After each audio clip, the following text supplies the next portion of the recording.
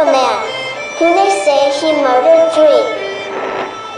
Strange things have happened there. No stranger would it be if we met at midnight in the hanging tree.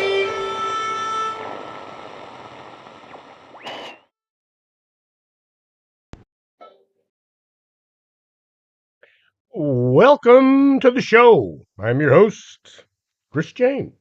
And as you can tell, I still seem to be harboring a cold. It was nice, all the messages I got last week. Lots of listeners telling me to take care of myself. It's good to know people care. Alice Kelly. Now, she needs your good thoughts. She has a channel called The From Scratch Bakery. It's a hoot to watch, but she's kind of messed up right now, and maybe say a prayer or two for her. Back in 2015, if aliens wanted to catch me, all they would need to do was set a coffee cup in an open field, and I'd show up to drink it. 2016, things changed. The Organic Man Coffee Trike opened their first shop with an actual building. From 2015 until then, the Coffee Trike was just that, a trike with a coffee making setup on the back.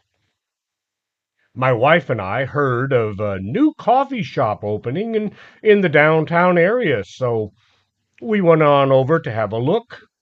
Scholars had vanished December 21st, 2012. Remember that date? The Mayans, end of the world, interviews on Coast to Coast, movies. Apparently, the Mayans were talking about my favorite coffee shop disappearing. Now, maybe they didn't just drink hot chocolate. Maybe the people living in the Americas had somehow found coffee, even though it didn't leave Europe until the 1500s. Of course, historians say there was no way anyone was able to sail across the Atlantic because, well, they keep telling us they were all scared. Seeing as coffee was a big deal in the Middle East, and there's evidence of cross-ocean trade despite what we're told by those people. Maybe all those depictions of the emperor drinking something hot was actually coffee. Now I have to figure out why the Mayans would warn us about the coming closure of a coffee shop in Laredo. My wife and I might have been their first customers at the new shop since we showed up and walked in and Julio served us coffee, even though they hadn't opened yet. The big day was the following week. Since 2016, the shop has been slowly migrating north, getting closer and closer to our home. Odd thing, the scholars had been moving south, getting closer to our home before that fateful day. Maybe it's not them, it's us. Today, the best coffee in the universe can be found at 4501 McPherson, home of the Organic Man Coffee Trike, even though the trike is now simply parked out front, next to the little VW coffee bus. You can't get there from there.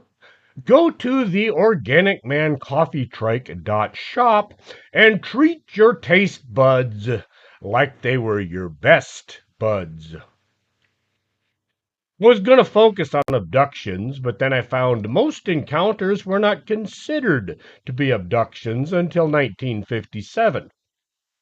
Most folks will say it was 1964 when Betty and Barney Hill had their interrupted journey.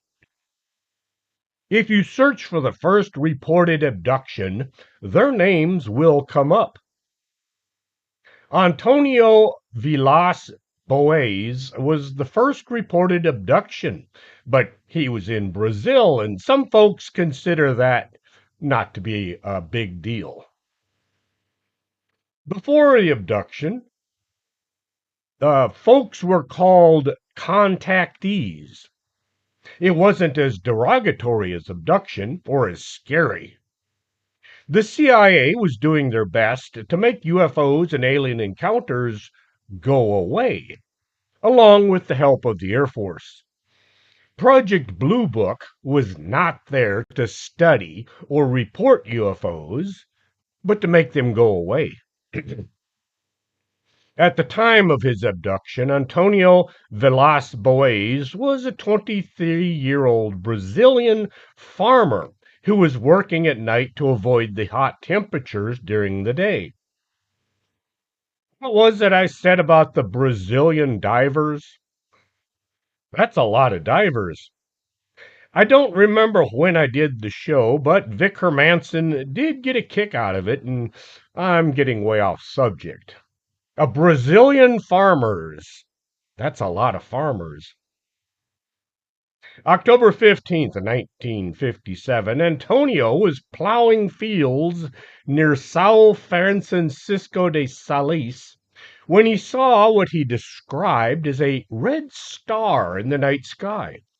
This star approached his position, growing in size until it became recognizable as a roughly circular or egg-shaped aerial craft with a red light at its front and a rotating cupola on top.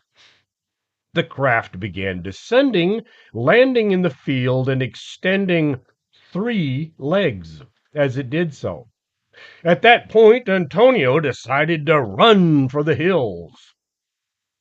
When Lonnie Zamora had his encounter in 1964, it was also an egg-shaped craft, but it had 4 legs. According to Antonio, he first attempted to leave the scene on his tractor, but the lights went off and the engine died, and so he continued on foot. He was seized by a 5-foot tall humanoid who was wearing gray coveralls and a helmet. Its eyes were small and blue, and instead of speech, it made noises like a barking sound. 3 similar beings then joined the first to subdue Antonio and drag him inside the craft. Zamora had briefly observed 2 people in white overalls beside that UFO, who he later described as small adults or large kids. Once inside the craft, Antonio said he was stripped naked and covered from head to foot with a strange gel. He was led into a large semicircular room through a doorway that had strange red symbols written over it. In this room, the beings took samples of Antonio's blood from his chin. After this, he was taken to a third room and left alone for about a half an hour. During this time, some kind of a gas was pumped into the room, which made Antonio violently ill. He said he was joined in the room by another humanoid. This one was a female, very attractive and very naked. She was the same height as the other beings that he had encountered. She had a very small, pointed chin, large, blue, cat-like eyes. The hair on her head was white, but her armpits and pubic area were red. Antonio said he was strongly attracted to this woman, and the 2 of them made whoopee. They made the earth shake. She must have been an alien of negotiable affections. They hadn't even been introduced. Antonio said the female never kissed him, but instead nipped him on the chin. I wonder if this is the same place the blood had been taken from. Was she trying to suck his blood? When Antonio had finished, the female smiled, rubbing her belly, and then gestured upwards. Antonio took this to mean she was going to raise their child in space. The female seemed relieved that their session was over, and Antonio said he felt angered by the situation. He felt as though he were little more than a good stallion being used by these humanoids. Antonio was given his clothes back and taken on a tour of the ship. During his tour, he attempted to steal a clock like device so he could prove that he had actually had this encounter, but these humanoids saw what he did and took it back. He was then escorted off the ship, and he watched as it took off, glowing brightly. When Antonio returned home, he discovered that 4 hours had passed. Antonio later became a lawyer, married, and had 4 children. He stuck to his story of his abduction his entire life. Good thing he never got hit for child support. How much would that have cost? How would you get the money to the aliens? Forget visitation rights. There is a London-based firm that has sold 30,000 alien abduction insurance policies throughout Europe. Of course, you'll need to provide proof of the occurrence if you're going to file a claim. I checked, and Geico doesn't offer it. November 5th, 1975. Everybody should know that date. Travis Walton was abducted by aliens. Walton chronicled his alien story in the Walton Experience 3 years later, which was then adopted into the movie Fire in the Sky. There is a copy of it back here in this mess somewhere. In fact, I think there's 2 copies. Walton's abduction began after a long day's work in the Sitgreaves National Forest near Haber, Arizona. If you don't know the story, well, I interviewed Walton back in April of 2018. If you listen to podcasts or you watch UFO shows, you have heard the story. Maybe you've watched the movie, or better yet, read the book. Walton awoke to find non-human beings clustered around him.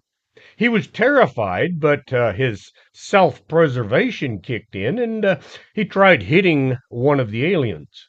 This flustered them, and they all ran. Walton was missing for 5 days, and once he returned, the naysayers came out in the thousands. Travis believes that when he was knocked unconscious by that energy beam, it might have seriously wounded him, if not killed him. He believes the aliens were actually trying to heal him. Later research conducted at the site of Walton's abduction showed an unusual growth rate in the trees where the craft had been seen. The trees near the site were found to produce wood fiber at a rate 36 times greater than what had been happening before the encounter. Hope I don't need these. I need this. I am guessing at the date of being sometime in the 1970s. Weirdly enough, I couldn't track down the date despite there being dozens of websites all telling their story. Audrey and Debbie Hewins are identical twin abductees. As little girls in Ohio, Audrey and Debbie would plead with their parents to protect them from the bald men who came from their closet at night. After they fell asleep, the aliens would awaken them using their parents' voices, and a blue light would shine throughout their bedroom. Debbie noticed these alien beings could appear as giant lizards, small beings with silver skin, or simply as small humans. These aliens would use some kind of a device to subdue the two girls. It would cause their bodies to vibrate, and then they would become paralyzed. They said it was a terrifying experience. They could see what was happening, but do nothing about it.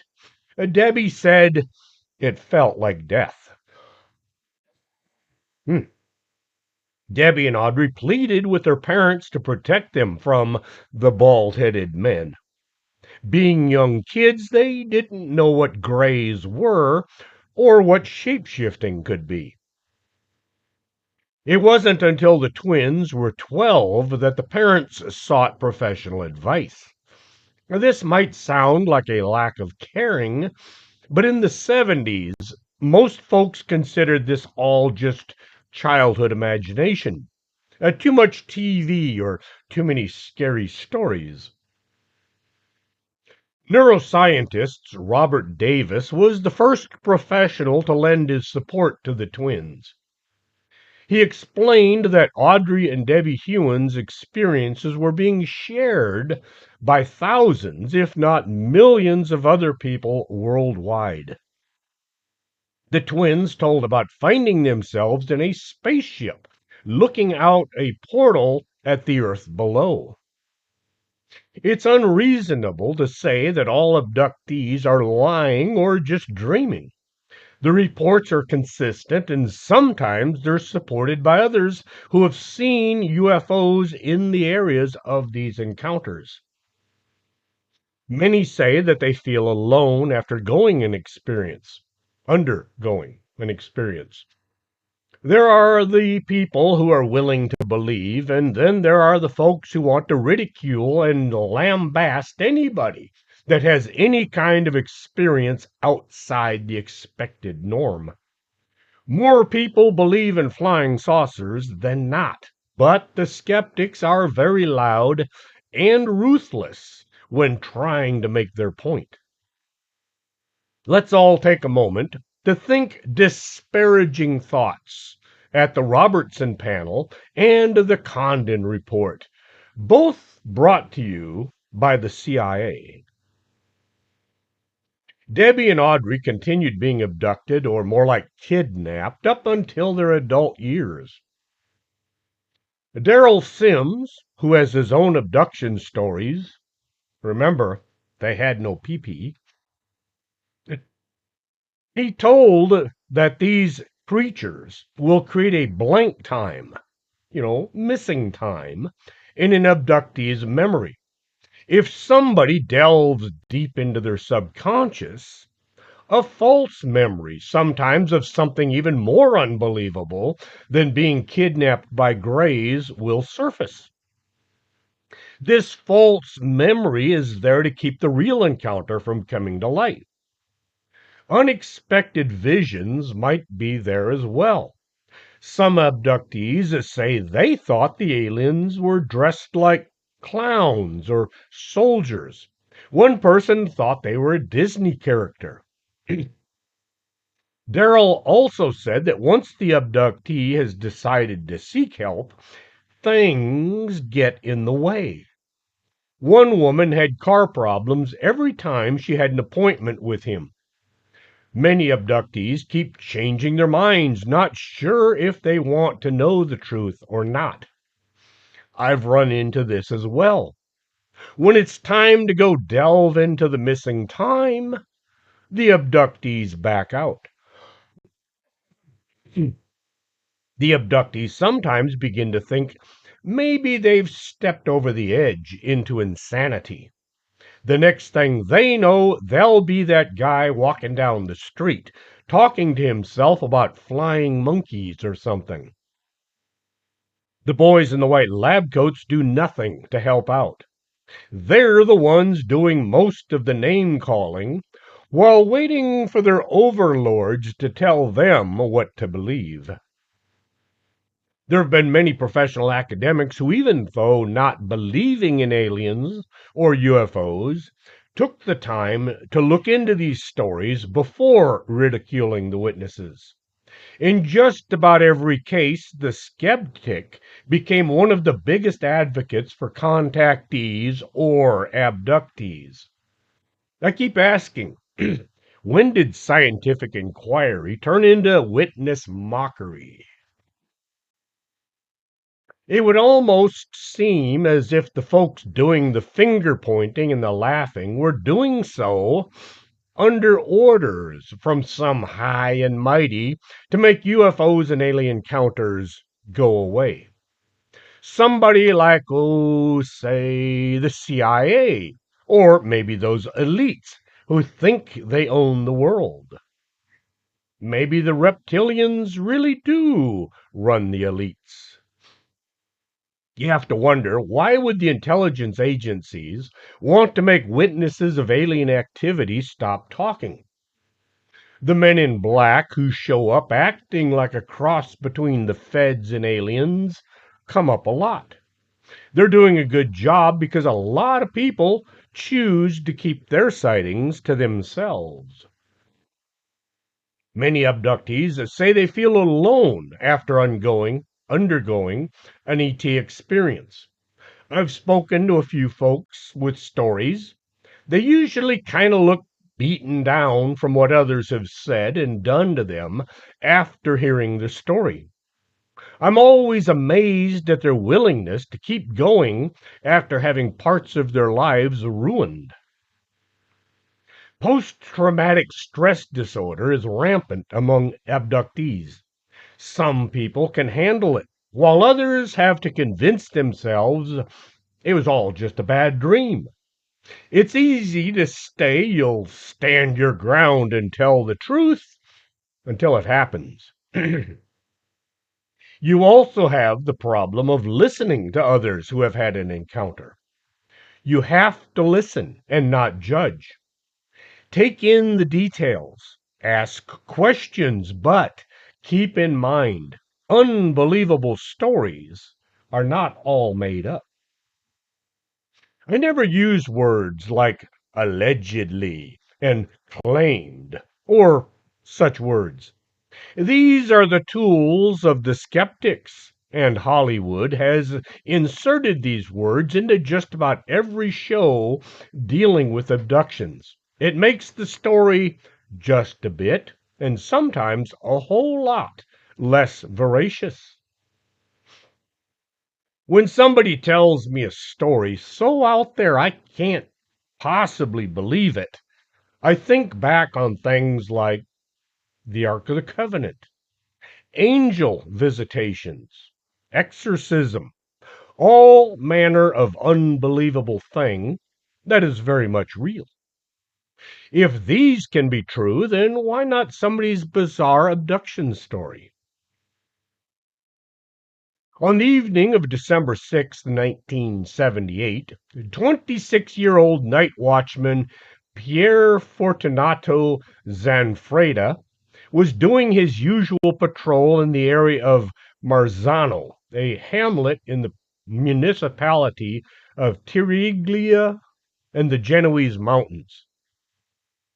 At around 11:30, he noticed four unusual lights in the garden of a mansion known as Casa Nostra. Casa Nostra, not Cosa Nostra, Casa Nostra. I believe that means our house. It belonged to a local dentist. The gate and the front door were both wide open. Convinced that thieves were attempting to break in, he decided to intervene and prevent the theft. Once entering the property by way of the backyard, he saw a red, oval object with a diameter of over 30 feet. At this point, he radioed his supervisor, who said he heard screaming from Zanfreda. reporting that he had run into some 9 to 10 foot tall beings with mottled skin. These creatures had yellow triangular eyes and clawed feet. Zanfretta kept yelling, "No, they're not men," and then the communication was lost. He was later found unconscious in a state of shock by his colleagues. The event was reported to the Carabinieri? Carabinieri. Carabinieri. Yeah. I don't speak Italian. It's a kind of a militarized police force. An investigation followed by Brigadier Antonio Nucci, who collected 52 statements of strange events between the municipalities of Tiriglia and Propata. Many people reported seeing a large, bright object in the sky the night of Zanfretta's incident. Remember what I said about inserting words to make these stories less believable? The article I was reading kept saying there was no or little corroboration to any of these stories. Only 52 people saying the same thing. But I guess that's not corroboration enough for those people. There it is, that word again, the carabinieri. Carabinieri? Yeah, those folks. The Italian police military folks discovered a 6.5 foot wide, 10 foot long impression in the dirt in the garden. It looked as if something had been set down and then lifted up from the garden without disturbing anything around it. Journalists became interested in the story, and within days, Zafreda incident became a case of national interest, especially after he was invited to appear on a television variety show, Portobello, to share his vision of the events. Portobello. Portobello is a TV show as well as a kind of a mushroom. A journalist, Reno Di Stefano, proposed subjecting Zanfreda to a regressive hypnosis session to better remember what he had experienced. This session was conducted December 23rd, 1978, by Muro Moretti, a psychotherapist and medical hypnotherapist, in the presence of journalists and ufologists. While under hypnosis, Zanfretta said the alien beings that had abducted him, taken him to a brightly lit room in their spaceship, and subjected him to painful experiments. He also added to the description of the aliens, saying, "Nope, I am not going to try an Italian accent. I want to, but I have listeners in Italy and I don't need any more drama in my life." Zanfretta said, "They are green with triangular yellow eyes, with big horns. They have green flesh and their skin is full of wrinkles as if they were old. Their mouths look like they're made of iron. They have red veins on their heads, pointed ears, and arms with fingernails with round things. They come from the third galaxy." On the night of December 27th, 1978, Zanfretta disappeared again from a frantic radio call, again after a frantic radio call in which he announced that his car had stopped. A search for him was hampered by the fog and rain in the area. He was found an hour later near a mountain road, not too far from the Fiat 127 that he had been driving, in a state of deep shock. The policeman who rescued him testified that his clothes were dry and his skin was warm to the touch despite the rain and the cold temperatures. Also, what happened to be large footprints What appeared to be large footprints were noticed near the site of his discovery. Zanfretta explained that he'd been abducted again by the same aliens, that they wanted to take him away permanently. Because of his statements, he was interviewed by a neurologist who issued a certificate declaring that he was not suffering from any kind of mental aberration and that there was no need to lock him up or to observe him any further. Following the second incident, the security company Zanfretta worked for decided to relocate the man to another area of the province, and they replaced his vehicle with a Vespa scooter. Put, put, put, put, put, put. no, no, actually, those things are kind of cool, especially on a cold night if it rains. On July 30th, 1979, Zanfretta disappeared for the third time, and he was found a mile and a half from his scooter, wandering around disoriented in the dark. The fourth incident occurred a month later, December 2nd, 1979. In the early 1980s, due to the numerous strange events that continued to involve Zanfretta, the Genoa police commissioner revoked his gun license, which led to him losing his job as a guard. Once Zanfretta was no longer working as a guard, the alien abductions either stopped or he just stopped talking about them. I used to drive down to Edinburgh every year for the UFO festival and conference. The scheduling has gotten a little messed up, and my life doesn't quite fit the changes. Do I miss my wife's birthday? Not a good idea. I used to pull our travel trailer down there so I could stay for the whole event. 3 days worth. I kind of blew up my engine one trip, and I don't do that anymore.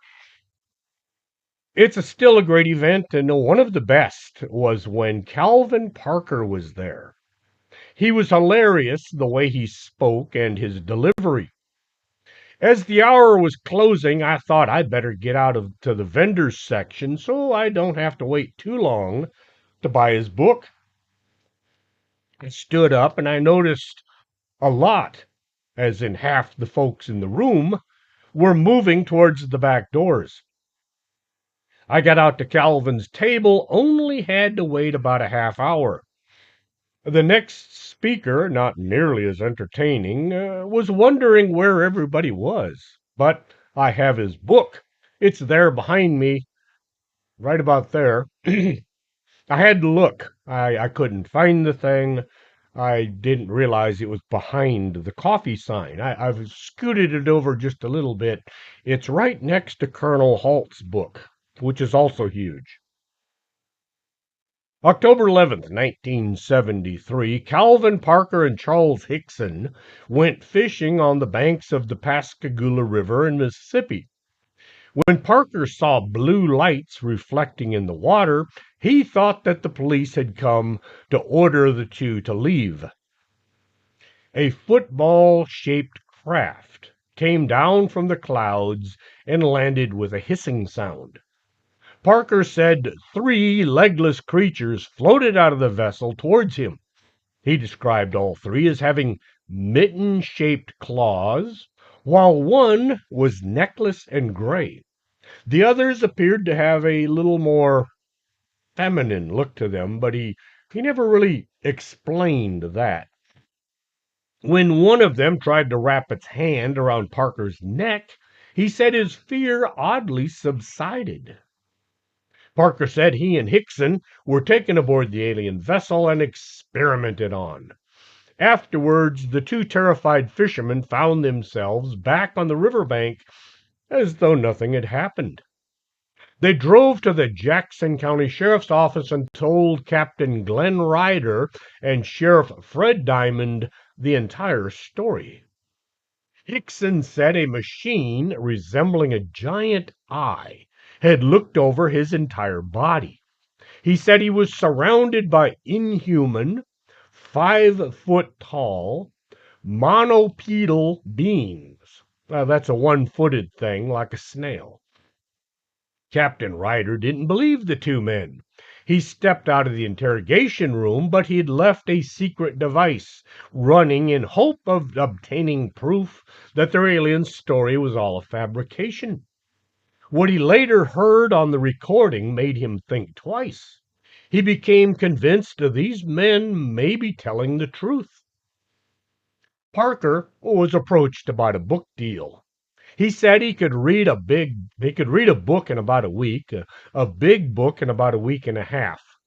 He told the publisher that he, Parker, was going to write the book himself in his own words, and the publicist was not to make any changes. Parker said he wished he hadn't said this. He wrote his story, and it kind of reads like he wrote it in a week, which is about right. It is still a fascinating account of alien abduction, and it contains a ton of corroboration. October 21st, 1978, Australian pilot Frederick Valentish disappeared into thin air. It was during a 125 nautical mile training flight aboard his Cessna 182L over the Bass Strait between Tasmania and the Australian mainland. Valentish was a UFO and alien enthusiast, as if that has any bearing on the case. Cam and Kyle say it all the time. If they ever do see anything paranormal, folks will simply say, "Yeah, right, you're just into that sort of thing. You imagined the whole sighting." At 7:06 p.m., at 4,500 feet, Valentish reported an unidentified craft was following him. Melbourne Flight Service insisted there was no traffic near him, but Valentish was adamant a large vessel was on his tail. He said it had 4 bright lights and it suddenly passed 1,000 feet above him at remarkable speed.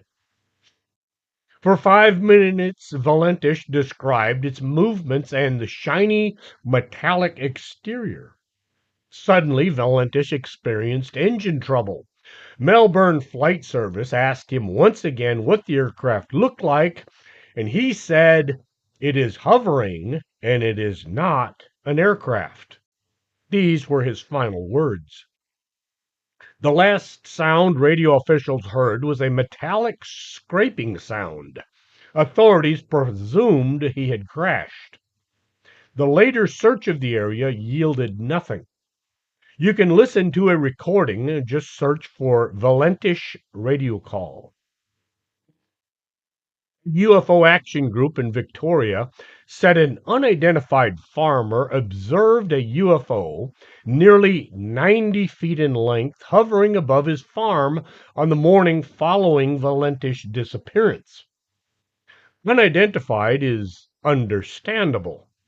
You say you saw something, and the next thing you know, those people are attacking you.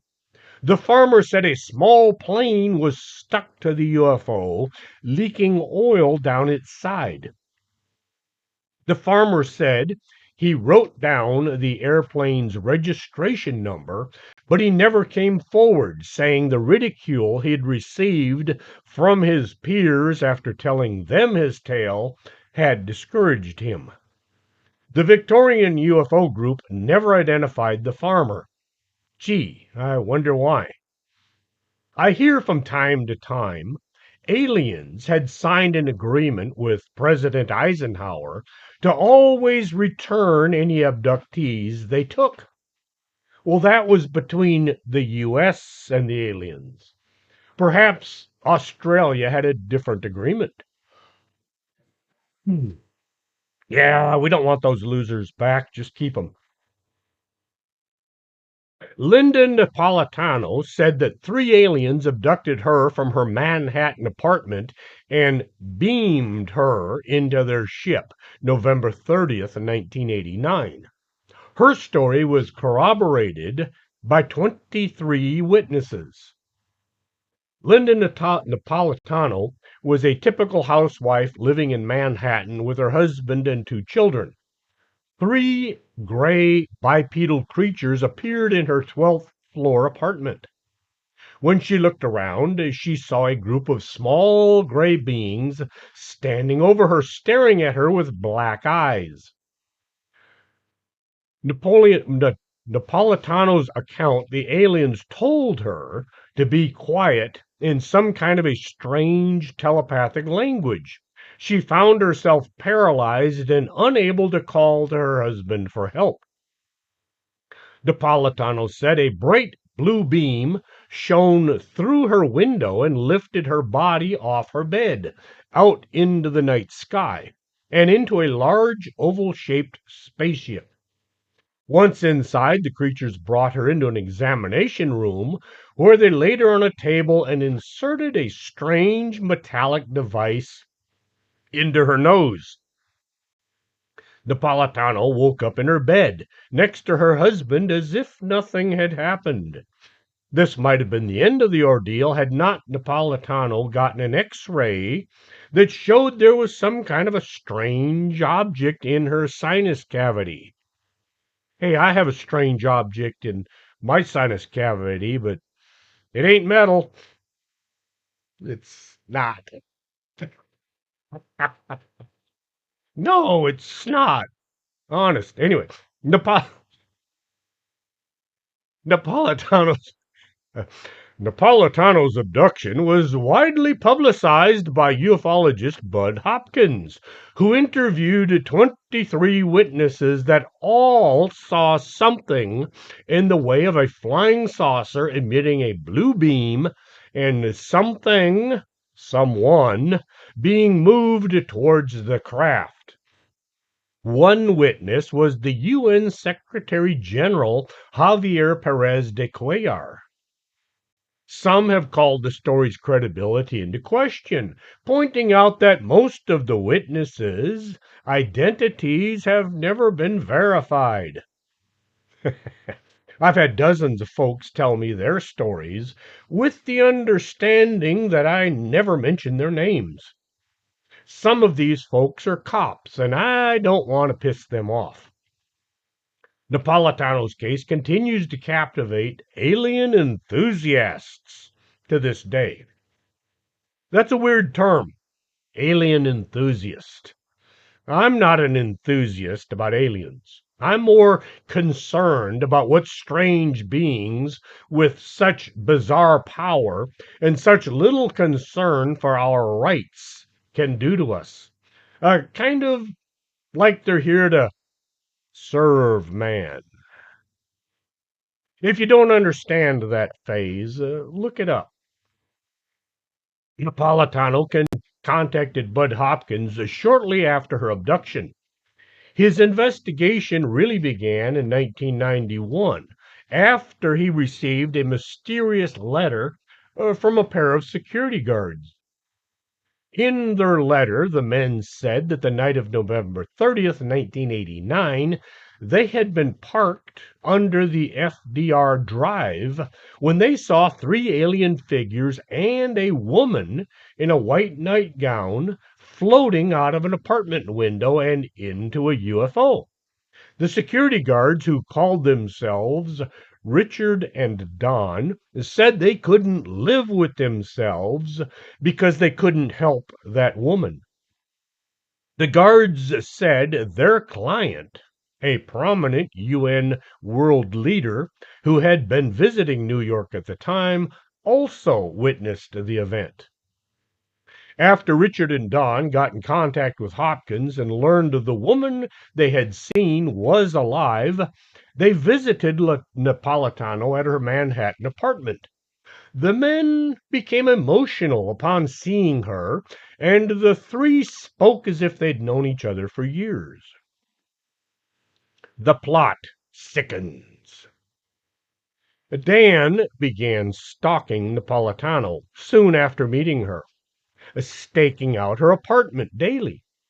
In April 1991, the guards kidnapped her, forcing her into a car and interrogating her for hours about her abduction, trying to see if perhaps she knew more about the aliens than she was letting on.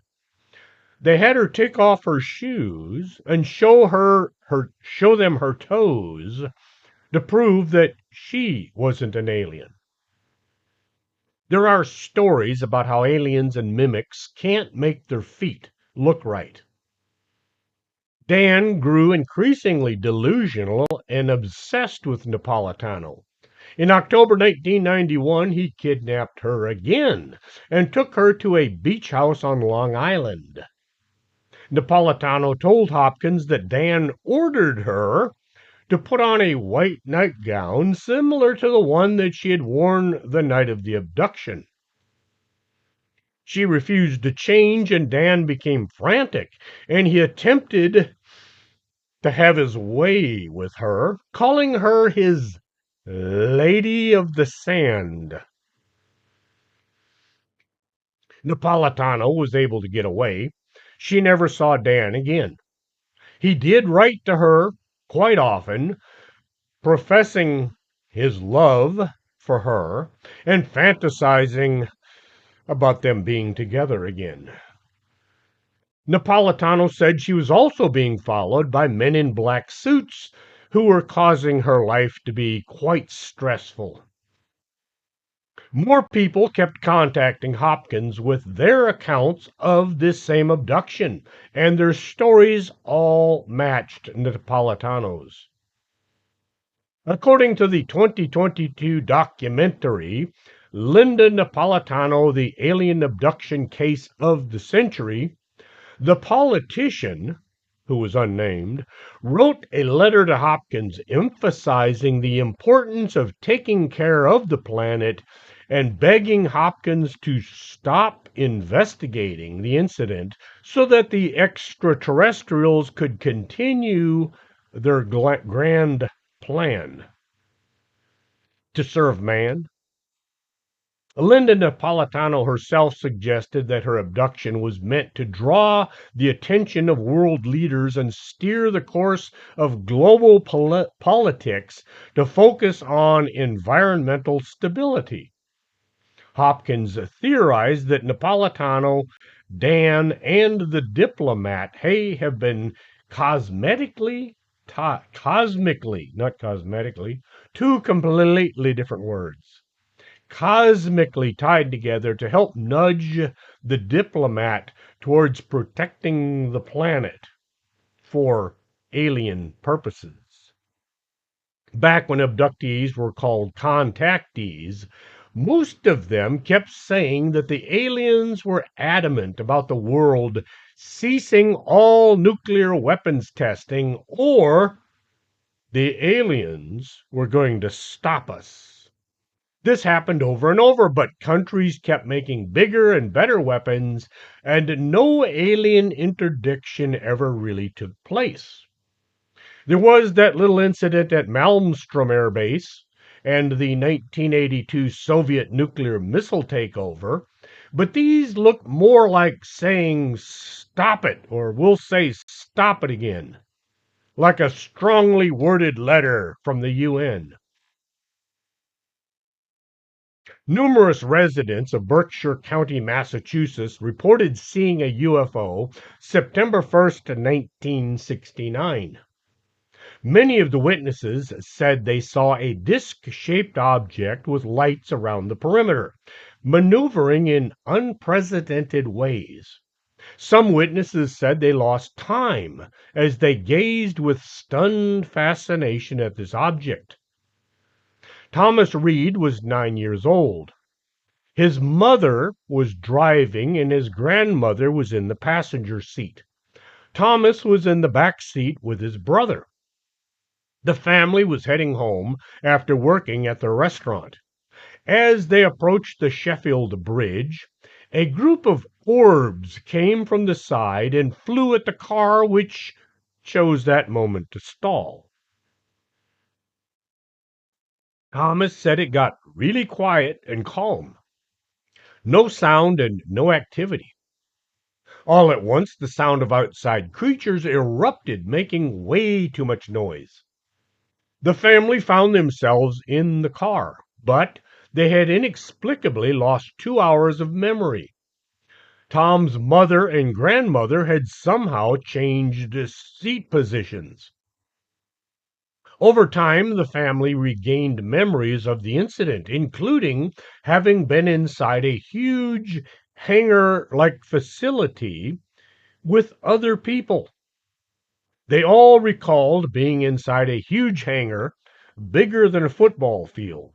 Now, that's American football, not soccer, which I'm not even too sure. Are there fields about the same size or not?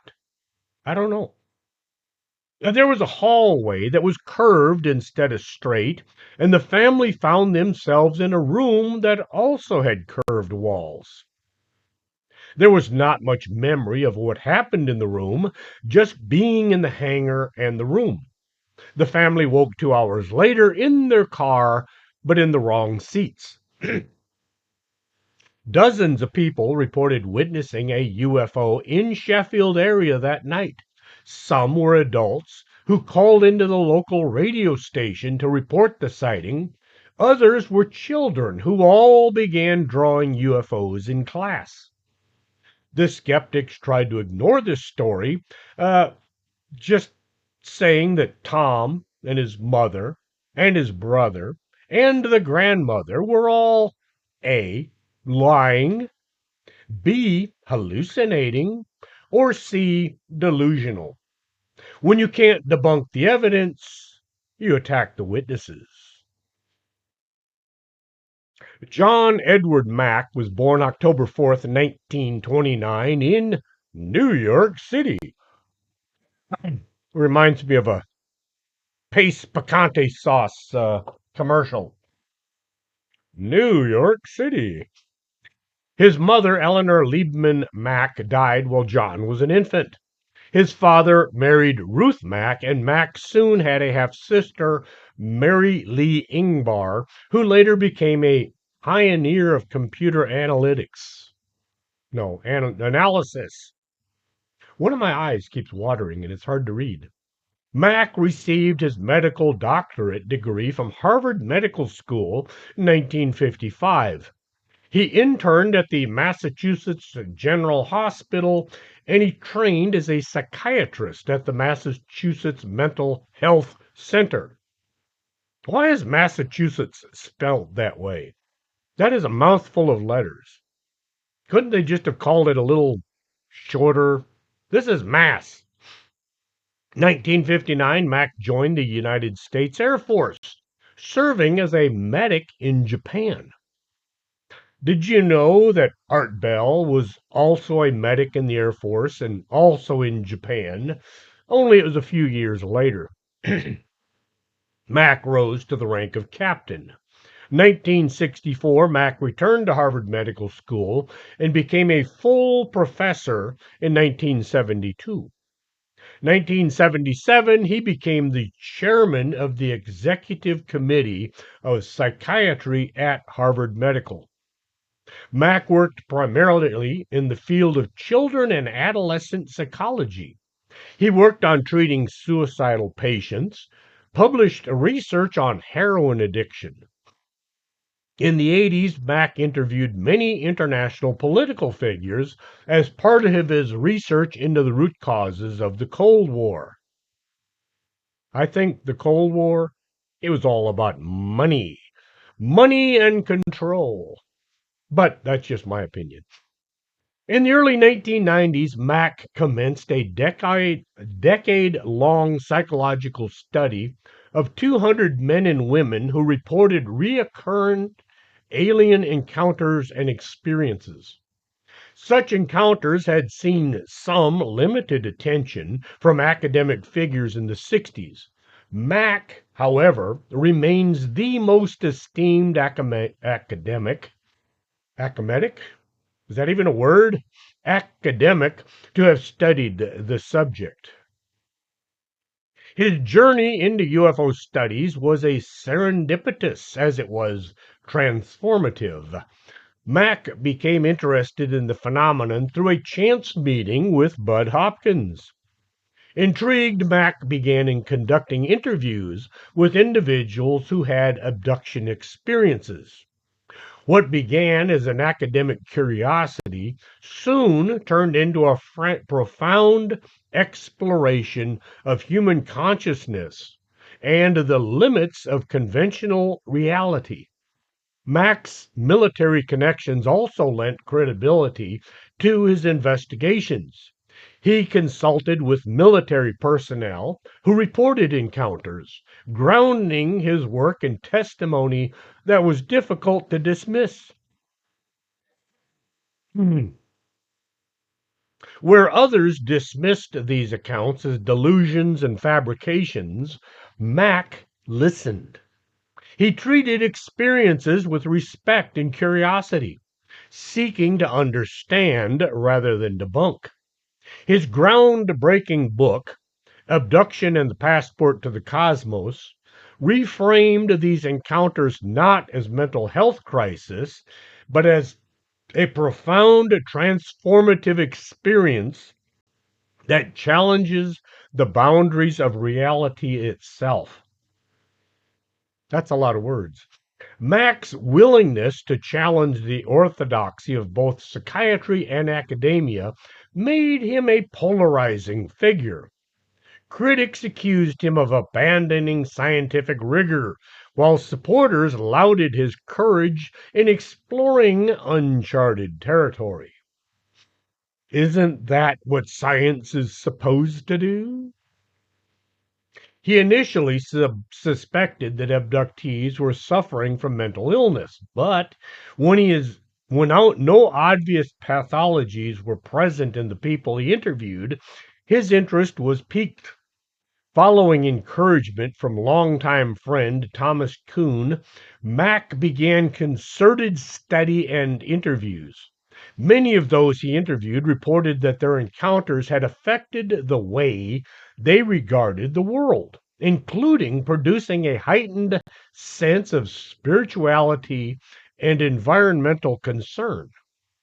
Mack was more guarded in his investigation and interpretations of the abduction phenomenon than were any of the earlier researchers. Not just interviewing witnesses, but looking into any corroborating evidence led to his believing that abductees were telling the truth. UFOs were seen in the area. Then, the abduction took place, followed by reports to the authorities of these sightings. Mack noted there was a worldwide history of visionary experiences, especially in the pre industrial societies. One example is the vision quest common to Indian cultures, a feather, not dot. Only recently have such visionary events been interpreted as aberrations or mental illness. Max suggested that abduction accounts might best be considered as part of this longer tradition of visionary encounters. Instead of going on a vision quest out into the wilderness, you go on a vision quest into outer space. His interest in spiritual and transformational aspects of people's alien encounters and his suggestion that experience of alien contact itself may be more transcendental than physical in nature, yet nonetheless real, set him apart from many of his contemporaries, such as Bud Hopkins, who advocated the physical reality of aliens. His later research broadened into general consideration of the merits of an expanded notion of reality, one which allows for the experience that may or may not fit Western material paradigm, yet deeply affect people's lives. November 1994, Mack traveled to Ruwa, Zimbabwe, to interview the children at the Ariel school who said that they had seen a UFO land near their school and aliens exiting the craft. The dean of Harvard Medical School, Daniel Testson, appointed a committee of peers to confidentially review Mac's clinical care and clinical investigation of people who had shared their alien encounters with him. Angela Hind wrote, "It was the first time in Harvard history that a tenured professor was subjected to such an investigation." The committee chairman was Arnold Rillman, who served as editor of the New England Journal of Medicine. Daniel Sheehan, one of Mac's attorneys, said the committee drafted report suggested to communicate in any way whatsoever to a person who has reported a close encounter with an extraterrestrial life form that this experience might well have been real is professionally irresponsible. He should have simply said, "We don't believe it, so therefore it can't be true."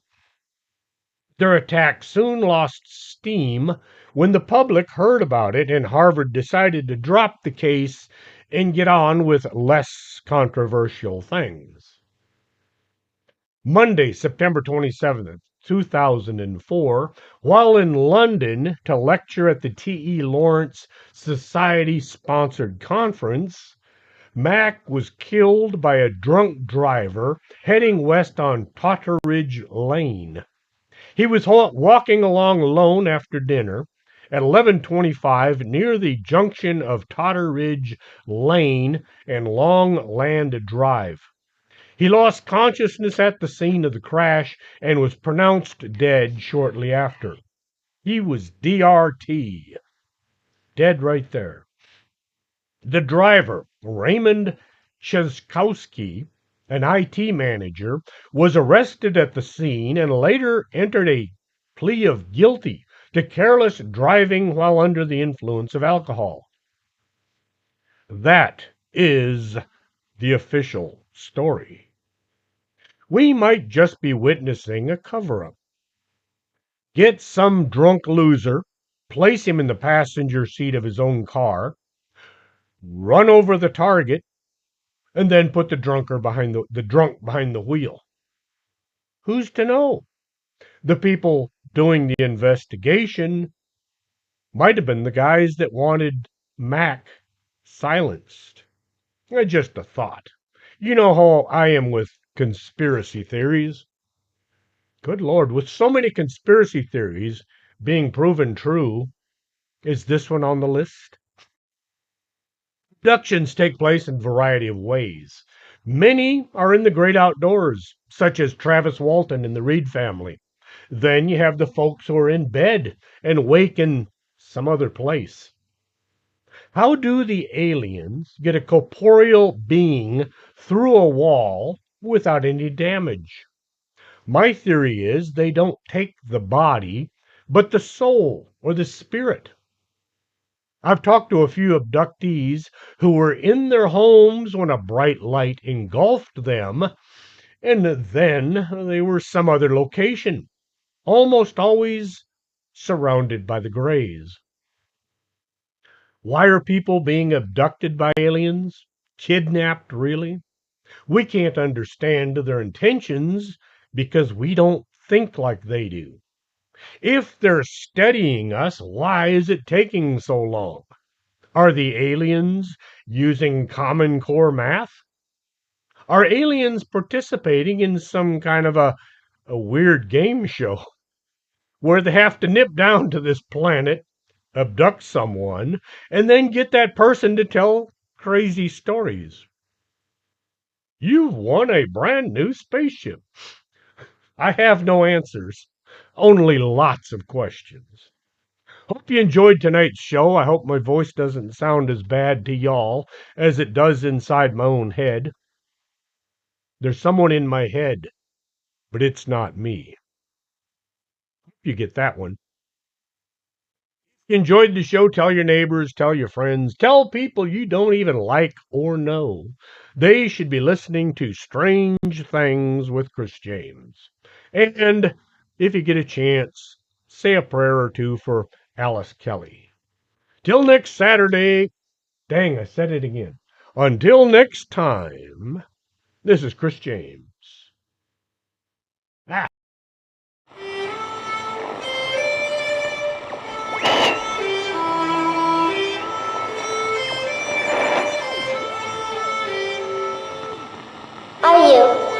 Are you coming to the tree where there's strung up a man who they say he murdered 3? Strange things have happened there.